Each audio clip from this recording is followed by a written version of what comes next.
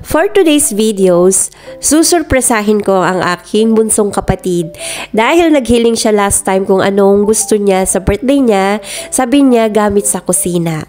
So tinignan ko yung kusina niya kung ano yung dapat kong bilhin. At ito guys, napili ko nga pala ang dish rack. Matagal nang nasa basket ko sa online ito guys, kaya naman ito na yung pipiliin ko para maibigay sa kanya. At ayan, pina-check out ko sa aking mga pamangkin at ipina-assemble ko na rin sa kanila.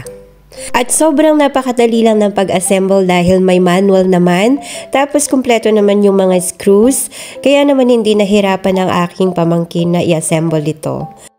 Ang nagustuhan ko pa dito mga mare, gawa ito sa metal, tapos very cheap, tapos yung quality napakaganda.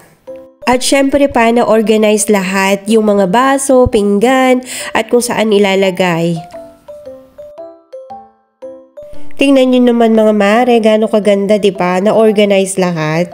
Alam nyo ba mga mare, same lang ng presyo ito sa binibili natin sa physical store, yung mga lumang style. O siya, kung bet mo to mare, check out na, ilalagay ko ulit ang link sa comment sections. Thank you for watching, follow for more!